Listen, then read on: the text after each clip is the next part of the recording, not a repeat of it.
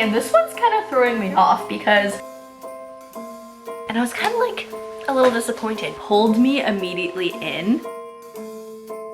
Well, I'm off. Hi everyone, it's me. We're starting today's video on the floor. I literally just finished my Bookmas 3 video. If you watch the last clip in that video, we are in the same position. But okay, we are going to start Bookmas 4. I'm still holding this book that I read in Bookmas 3, but I'm gonna put it away and then we are going to get into what this video is going to be. This week's gonna be really fun. I'm actually really excited. This week I'm going to be reading fantasy or fantasy romance only, and I'm going to attempt to start a couple of very popular YA fantasy romance series. I have 2 selected for this week to read. We'll see if I have time at the end of the week to squeeze in a 3rd one, just depending on how quickly the first 2 go. As you guys know, I have just been reading fantasy series after fantasy series, and that's just my mood right now. That's just what I'm liking at the moment. So yeah, I picked 2 series that are so popular and I have heard so much about, and we are going to try them out. First of all, we are going to start the week with the one and only Red Queen by Victoria Aveyard.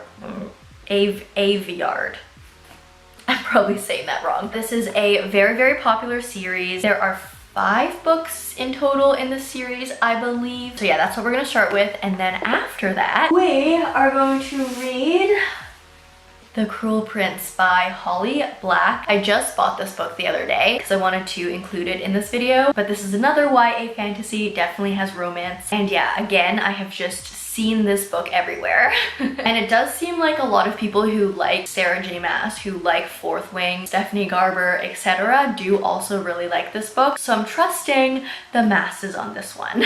We'll get into this one later in the week, but first of all, we are doing Red Queen. What is this book about? This book is about Mare Barrow, and her world is divided by blood, those with red and those with silver. Mare and her family are lowly reds, destined to serve the silver elite, whose supernatural abilities make them nearly gods. When Mare accidentally discovers a power of her own that she didn't know she had, the Silver King is forced to hide the impossibility of her power and pretend she's a long-lost silver princess betrothed to one of his sons. Oh, so we have fake marriage. You guys know how I feel about fake dating. It's not my favorite trope. I do think it works better generally in fantasy books, just because I feel like the whole arranged marriage, bloodlines, heirs, etc. that stuff tends to fit into fantasy a lot better than like in contemporary romance. So yeah, hopefully I don't mind it in this book. Soon, Mare is drawn into the silver world, where loyalty and desire can tear you apart, and the only certainty is betrayal. And before long, her actions put into motion a deadly and violent dance, pitting prince against prince and Mare against her own heart.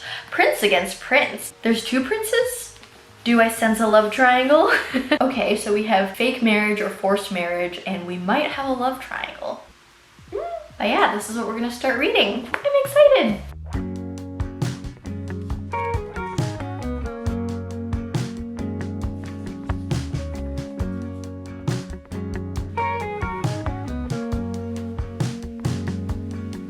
In the morning, when you walk away, my heart drops to the floor. They said it would get easier, but I don't know who for.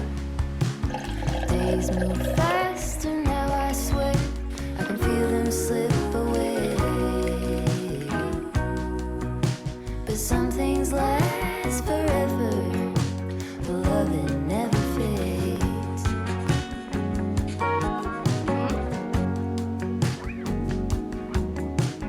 Good morning. I feel like this book's gonna go by so quickly. The thing is, it looks really thin, but it's actually almost 400 pages long, which is so deceiving because how is there 400 pages? Yesterday I read 190 pages, so I'm just about halfway through. And just for some initial thoughts, I'm really enjoying it so far. I'm definitely drawn into the story. I'm definitely intrigued about a lot of the characters. And overall, it's a really fun experience. I will say though, I feel like things are pretty predictable at the moment. Basically everything that's happened so far far I saw coming. I feel like this book is just like a whole lot of other fantasy books mashed up into one, so I can kind of just like predict what's gonna happen. But that being said, still really enjoying reading this. I am excited to keep going, and I can't wait to see how we turn out at the end of this book. One thing I have to say though is I'm kind of having a hard time picturing this world. Usually when I read fantasy books, I like picture what's going on. I like to create like a mental image in my head of what these worlds and environments look like, and this one's kind of throwing me off because we are set in a dystopian type world. So this seems to happen in some sort of like kind of a futuristic dystopian type of environment where we have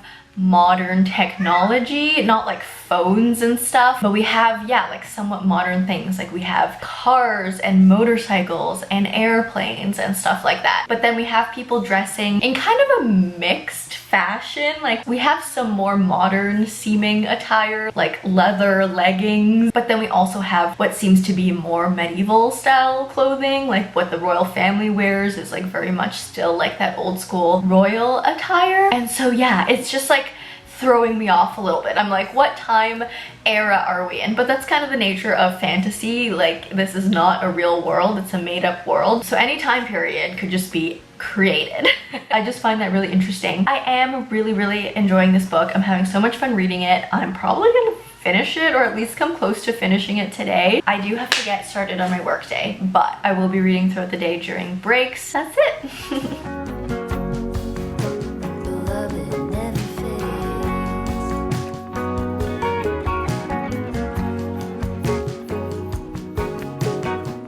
Guys, I just finished it. This was so much dang fun. I know a lot of you guys were so excited when I first bought this book. It was like months and months and months ago. And some of you told me that this was like one of your favorite top series of all time. But then for some reason, I waited a very long time to read it. But I have read it now and I can say I fully enjoyed it. So I'm gonna give this book a 4.25 stars, which is such a good rating. And I did take some more notes on, I don't know, a couple more things to talk to you guys about. This first note I did write when I was like around halfway done the book. If I had to compare this book to any other fantasy series out there, I would say The Hunger Games was maybe the closest. Definitely a lot of similarities in the world itself. We are in a dystopian environment where there's a very definite hierarchy between people in the capital and like the Reds who live in these little villages. So we have a very direct comparison to The Hunger Games where we have the capital and the districts. And then another similarity right off the bat, this happened like in the first chapter of the book, so it's not a spoiler, but in this world, the capital puts on these tournaments where they get two people to battle in an arena, and they basically force the Reds to watch. It's like mandatory for all Reds to attend and watch. And the purpose of these fights for the Silvers, so for like the higher up people, it's really meant for entertainment. Like they really enjoy watching people fighting because they're just like ruthless, violent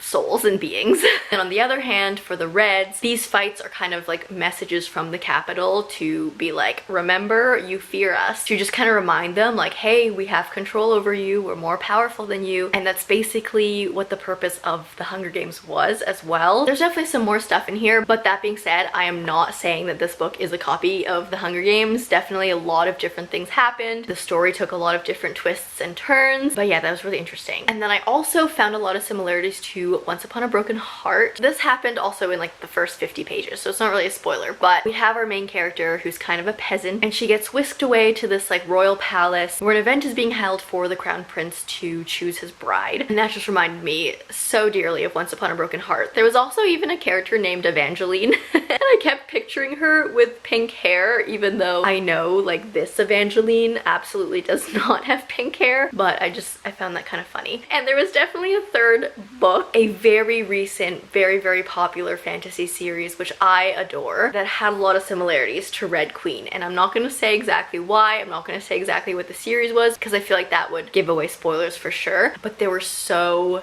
many similarities. And so yeah, I feel like I could predict a lot of things that were gonna happen in this book because of those other books I read, and some of those books I read were written after this book. So I'm not saying that Red Queen copied everyone, I'm just pointing out similarities. That being said, there were definitely a couple of twists and turns that happened that I absolutely did not predict. The last thing I'm gonna say about this book is that I really enjoyed the romance in this book. There wasn't so much, and the back of this book definitely alluded to it, but there was a love triangle, kind of more like a love where actually, but I thought it was done really well. I'm actually generally not a fan of love triangles because they just like pain me to read, but I actually thought this was very well done in the way that everything played out. I'm also realizing that I love romance and YA books. I've been reading a mixture of YA adult and new adult books lately, and I feel like the romance in adult books these days is generally just smut.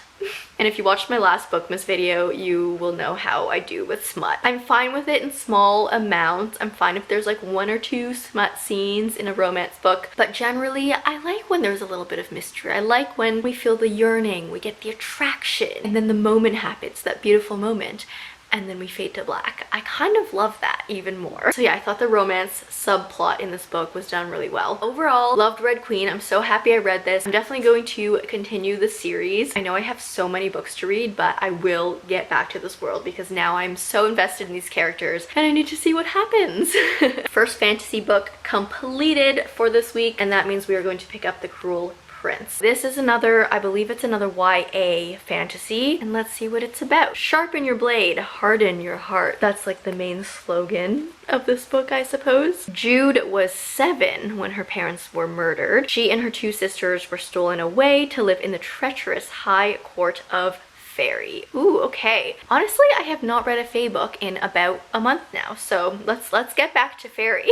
10 years later, Jude wants nothing more than to belong there, but many of the Fae despise humans, especially Prince Carden, the youngest and wickedest son of the High King. To win a place at the court, Jude must defy him and face the consequences. And that's it.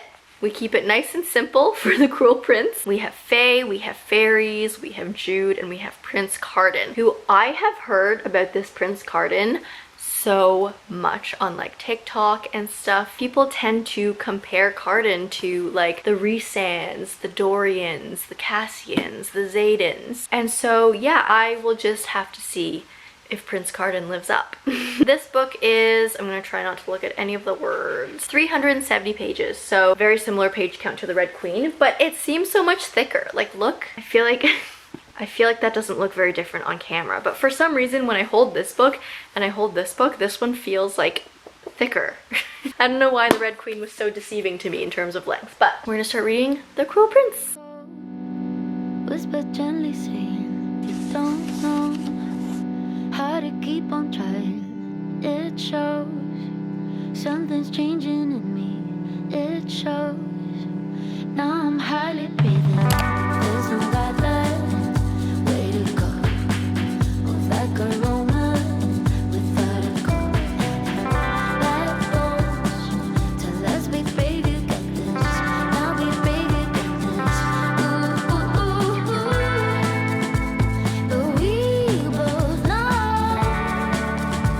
So why can't we just give it a go? Step back to like we don't know. Today's gonna be hot sauce.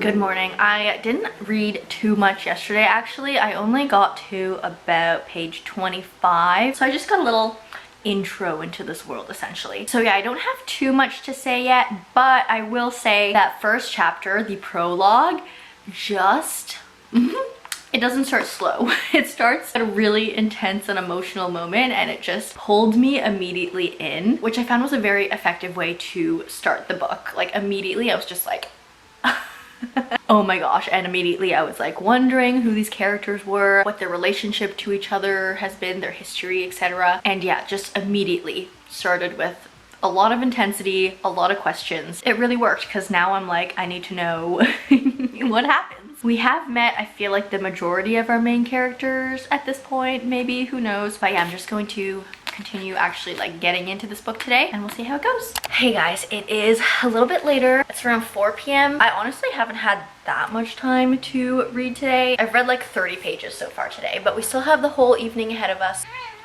Oh, Sage. But just a couple more things. When I read chapter 1, or not even chapter 1, it was the prologue when we were in the human world. Again, similar to Red Queen, there were like modern things. We were in a very modern Earth-like world where there were cars and TVs. And I was kind of like a little disappointed because I don't know, you look at the cover of The Cruel Prince and you just think high fantasy, no technology, no electricity, and then you look at the map and you're like, wow, Elfheim, that sounds so magical and fairy-like. And then you get to the prologue and there's like cars and TVs. But after that prologue, when we go into fairy, we very much get that like old school fairy world that we want. So I was glad that happened. And then also just something so cute. So our main characters are like young-ish, and so they go to school. They go to fairy school, and I found this so cute. But when they go to fairy school, they don't sit in classrooms and learn. They sit like outside on the grass, and they all bring their own blankets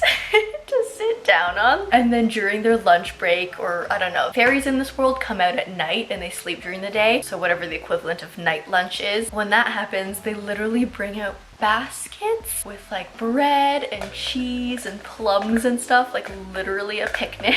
And I just found that so cute, just like imagining all these like fairy teenagers sitting on the grass having picnics. Hi Sage, you're going crazy. Yeah, just like learning in the grass. I don't know, I found it really cute. So I'm very much enjoying the world of Elfheim, but I also just got a little package from Lululemon. I did do some Black Friday shopping, so I'm getting packages coming in, and I wanted to show you guys what I got. So first of all, I wear so much white. I've just been wearing like all white lately and like all neutral colors. I have this wool blend, kind of a cardigan type thing that will keep me nice and cozy and warm. Oh, this is really soft too. I actually have this exact sweater in white and it's so soft and comfy. I decided to get it in this, I don't know, brown color. Sage, are you eating plastic again? And then I have this. It's another like wool blend sweater that will keep me warm. And that's all I got. I'm going to try and read as much as I can tonight because I haven't read as much as I normally do by this point in the day. And I really want to read more. So, oh my god, you guys. She's literally trying to eat the oh, she's taking it with her. Okay. Bye, Sage. Enjoy your plastic.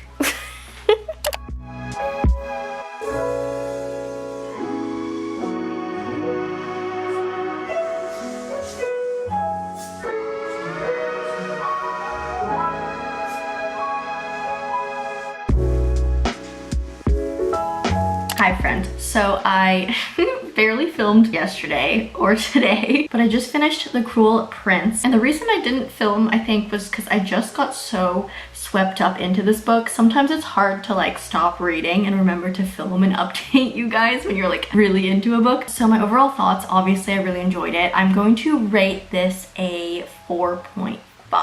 And I think the main thing I liked about this book is that this book had its serious moments, okay? We have a lot of fairy politics, which now that I'm saying it out loud sounds like a silly thing, but fairy politics are very serious, okay? So lots of that. There was also some good, serious family tension in here. We had a nice high fantasy world and a nice fantasy plot. But the thing I liked about this book is that although we had so much serious, scary, high stakes things happening, this book also didn't take itself too seriously.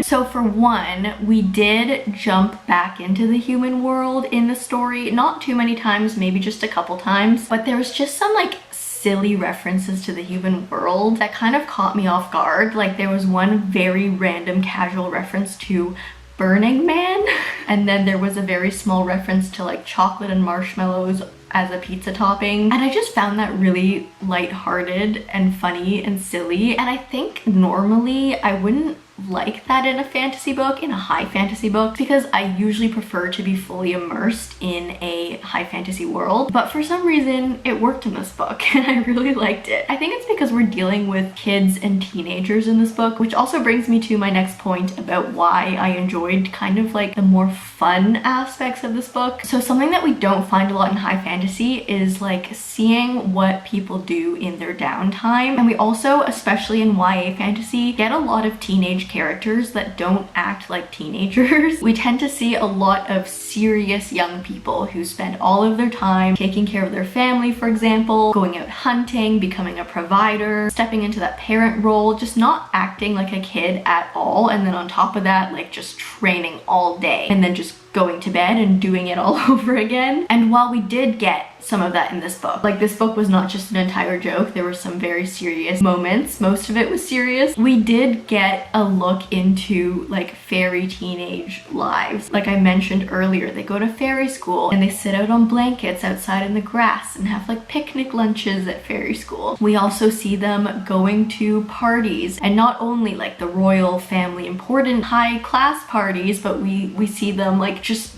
going to each other's houses and like getting a little too drunk on fairy wine and golden dust, whatever that was, pranking each other in classes, and like we get some of that high school social hierarchy tension. And I found that really fun because we really don't see that a lot in fantasy books. Seeing some things of what these teenagers do in their downtime just made this book a lot more immersive in its own way. So yeah, it's like we were having fun, but we were also pushing the very serious plot forward as well.